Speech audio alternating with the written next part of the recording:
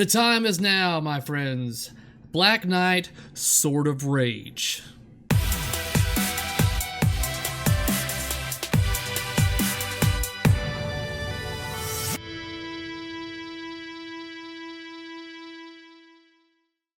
We are a mere 5 minutes away from the time where the stream is supposed to begin for Jack Danger as he plays the Black Knight. I don't know which models for sure they're going to have. He told me on a stream that we should be getting the Pro and possibly the Premium.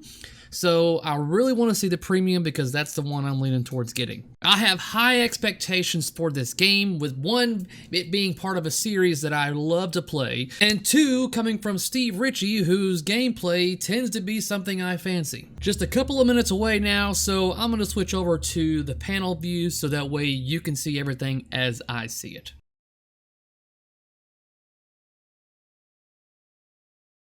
Alright, so it looks like they are switching over to the LE version of this game, which is going to give me much more of a vision on what the upper playfield can do, so I'm ready for this. There's going to be a change of plans when it comes to what this initial video was going to be about and the direction that I was planning to go with it. But after going through all the editing and even actually sitting down and getting to muster over and stew on the stream of which I observed today, it gave my perspective a little bit different about this game. And so therefore I wanted to basically, we're going to not even bother looking at the Pro model gameplay. Now, I apologize to those of you that wanted to see that. If you want to see that, feel free to go to Deadflip's stream and watch all the Pro footage you want to, and it is all great. We are going to mainly focus on the limited edition version because that is the other model that he played. Now, granted, I did not watch the entire stream 100%. I did have tasks that I needed to get done. But for the amount of footage that I got to see, I think I got a pretty good feel of what the games look and play like to give me a better idea of whether or not I want to make a purchase for a Pro or a Premium. So what I'm going to do is give my thoughts and opinions, and granted, for warning, these are all subjective. So everyone's got the right to their opinion, so therefore you have all the freedom in the world to give me yours down in the comments below. So, that being said, I'm going to play footage. Basically, all it is just showing you the upper playfield because that is essentially the main difference between the Pro and the other two top tier versions. So, I'm just going to highlight mainly the upper playfield so that way you get an idea of what the gameplay is like up there.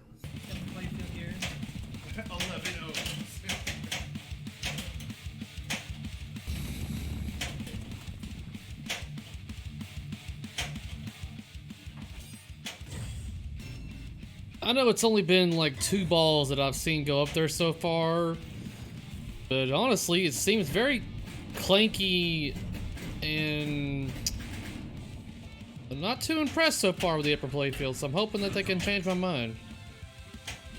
So let me first start out by telling everyone that works at Stern, everyone that put all their time and effort into this game, I want to preface by saying that in no way or form am I telling you that this game is bad or what you have done is bad.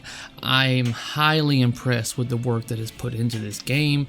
It looks beautiful, it plays fast and flows very well. I was so impressed with how the visualization on the LCD looked, the actions, the call-outs, the sounds. I mean, applause goes to each individual that has put time and effort into this game. I'm very impressed with a majority of what has been done with this game. So with that being said, the only thing that whenever I first saw the reveal of this game was the fact that there was no upper playfield for the Pro version. They were only going to have that on the premiums and the limited editions. Now immediately, this is striking a chord with any Black Knight fan. is because we are so accustomed and used to having a Black Knight game with the upper playfield. If it was any other title, it wouldn't be that effective to us, but since we are so used to the predecessors having an upper playfield, then naturally our thoughts go towards a Black Knight 3 having that as well. So then it gets revealed that there is an upper playfield, but only on those top 2 versions. Okay, but something a little bit different on that. Instead of your traditional upper playfield, they have gone with a Lexan material. Now, there are pros to this without a doubt, but there also are some cons that immediately struck a chord with me upon seeing that. And that was that Lexan, although very strong, it still shows abrasions very well. So what's really cool about it though is that you can see through it, so you're not like cutting off a part of the playfield. But over time, the wear on that is going to make it to where it's going to be even difficult to see what's underneath it. And I feel that that's going to be more wear on a game than is needed. I think it's a very cool concept. I just am not sold on the execution of it. Now, that being part of that with just the material, what really leads me to where I'm not even sure I want to get a premium is basically the point, the purpose of this upper playfield. I mean, if you've been watching these clips, I have essentially edited out anything that is not on the upper playfield. So every shot has been cut to where there's a ball going on to the upper playfield for you to do something with the ball. Now, you're going to notice that a vast majority of the times that a ball is up there, you're missing the shot. It's just immediately just rolling down, and unless you bounce it up like the previous Black Knights, you're not going to make your shot. And what's even worse is that your only good shot is like on the very tip of that flipper to get it to go around that friggin' loop, and then you might be able to smack it up to the ball lock. Maybe. Otherwise, almost every shot you're going to see on here is a brick. Just brick, brick, brick. And it almost seems like it's not much going on up there. And when there is something going on, it doesn't feel like you've accomplished anything. I mean, there's no drop targets. There's like a target up there next to the ball lock, the catapult multi-ball lock. And I want to say that's it. And then you have the loop, which probably gives you points as well. But other than that, there's nothing more mechanical on there, which makes me feel like this upper playfield is more of a gimmick and a way to gouge $1,500 more out of their customers for something I feel that is definitely not worth that $1,500. Now, granted, this is all just from pure observation. I have not yet played this game. All I'm mainly stating is that I am not going to be purchasing this game until I play it. Kudos to those of you that bought your LE on the mere announcement of this game. Kudos to you for taking that dive. And for those of you who purchased your Pro, I mean, I believe that you're going to get your bang for your buck. That game looks like it's going to be a great game. It plays fast, it's smooth, and everything serves a purpose. My issue is with the premium and LEs. Now, granted, the LEs is because it's a limited edition and you're getting all the extra little perks with it. Yeah, blah, blah, blah. But you're going to charge me $1,500 for a piece of Lexan, which I know is not a very expensive material. I've even manufactured playfields before using like Jackbot and stuff like that myself. It's not an expensive material. I bet it's even cheaper than the wood. For the times that I saw this video, there are a total of 3 ways to get up to the playfield, the upper playfield. One is on the left orbit, which uses the VUC to shoot it straight towards the flipper, although it doesn't go straight towards the flipper. It essentially, a lot of the times, just goes straight underneath the flipper to where it's like, okay, that was kind of a waste. Your other shot is through the flail lane. Once you get past the flail, it shoots you up to the upper deck to begin your ball locking sequence if you can accomplish that task, and it looks like it's a very difficult one. And of course, the third one is whenever you shoot the ball from your shooter lane all the way up there to the upper deck. So essentially, in a nutshell, I'm not buying this game until I play it.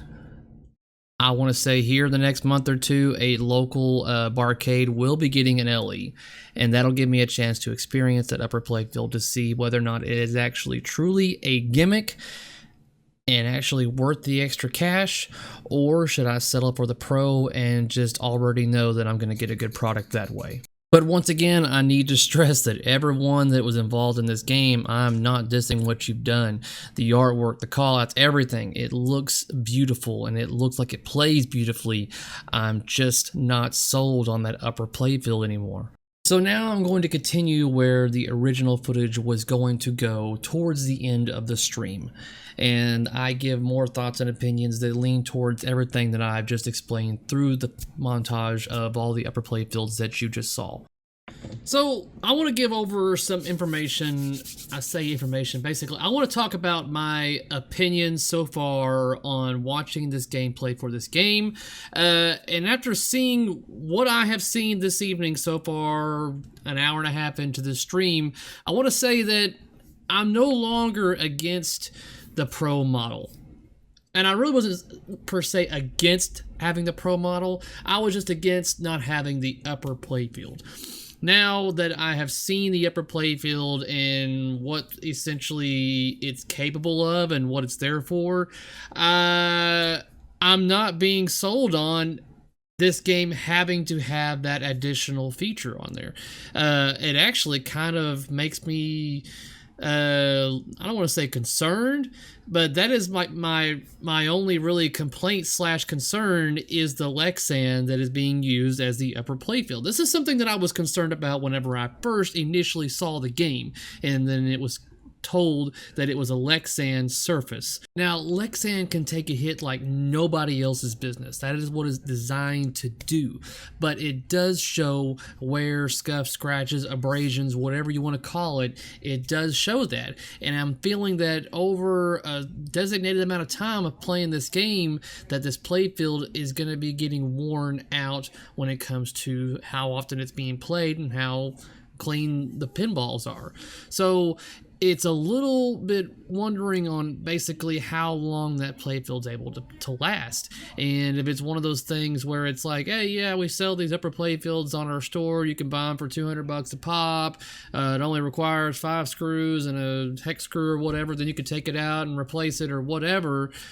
Then you're essentially, you know, just adding an extra, you know, X amount of dollars to a game that's going to eventually just start breaking down. And it's one of those where I'm like, man, the pro model, I wouldn't have to worry about that. It wouldn't have the additional cost over time. And maintenance would be a lot simpler. And the gameplay on the pro looks just fine to me. I mean, it looks just as fast as this one. You're just not getting the extra little lock feature in the upper playfield. But if you have watched this upper playfield in action as much as I have, just in the hour and a half, there's a lot of brick shots up there. It is not as smooth as the predecessors. I'm watching a lot of just tunk, tunk, brick, brick, brick. Just, you know, it's doesn't seem to flow as well up there. But everything else, the animations look great. The soundtrack sounds great. The callouts are great. I mean, the artwork, I mean, I can go on and on about this game and nothing concerns me except for the upper playfield. That is the only thing where I'm like, I don't know about that. But I am totally on board with this, but I am not as hardcore on getting a premium or bust on this. I would almost be pretty content with settling for a pro. Now, I haven't completely made up my mind yet, but it is not out of this question for me to settle for a pro.